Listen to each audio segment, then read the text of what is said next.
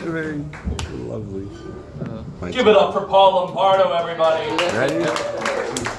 You can find him in every dark alley and your nightmares. He's the leader, actually. So, coming up next, we have the puppet master himself, Charles Wortley. But coming to the stage right now, we have the illustrious Cole Scomo. Yeah!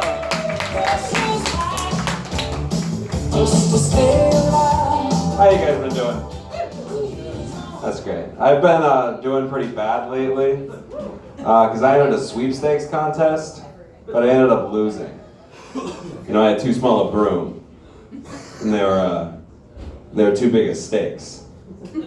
Hey, don't laugh at me. I ended up suing them. Found out they were using ground beef. And I feel like we care way too much about nuance in life. What about old uncles? Nobody cares about old uncles. And you can only say, "Who are you?" about 8 billion times in life, because after that, you're just being forgetful. Shut up. Because sometimes I shit before I shower, but I always wipe my ass with toilet paper, but I just feel like I'm wasting money. And I like making big batches of salsa, and when I make especially big batches, what I do is I'll throw all the ingredients into a dryer with a knife and I'll turn it on.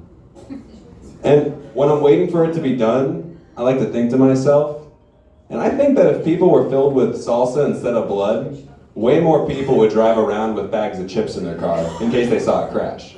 Because can you imagine a 911 call?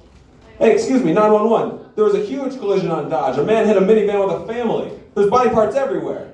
Oh shoot, do you need me to send a cleanup crew? No need, a Toyota had Tostitos scoops. It's family size.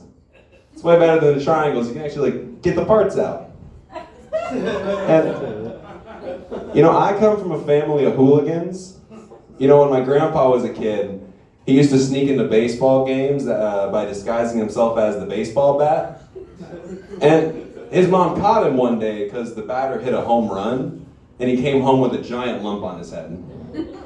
But she was way more mad at his little brother. He came home throwing up all over the place.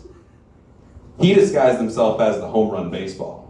And you know, my grandpa was a real bad influence on my dad. Because you know, when my dad was a kid, he would go to rodeos and disguise himself as the bull. His mom caught him because he came home with the nose ring still in. And you know when like a parent will catch their kid smoking and they'll make him smoke the whole box as punishment? She made him finish out the whole rodeo season.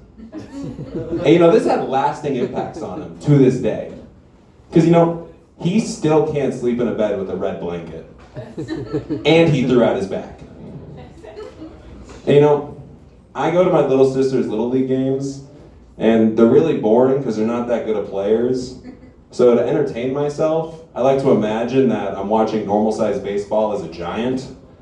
But the last time I did this, I freaked myself out real bad because I wasn't sure if I'd be able to get back in my car. And you know, I like caterpillars. Makes me wish that they could like discover doggerpillars. But maybe they already did, but they just called them something different. Like centipedes. And you know, someone once told me that male seahorses are the only ones to get pregnant. Wish I would have heard that 5 seahorses ago. Hey, you guys know, you guys laugh, but I actually wrote that joke because I've become a pretty big animal rights activist. Animal testing is actually an insanely cruel practice that still goes on today. You know, the worst practitioners of animal testing is Animal College. Just last month, Animal College gave 800 dolphins the SAT, and the results came back wet. And that's all I got.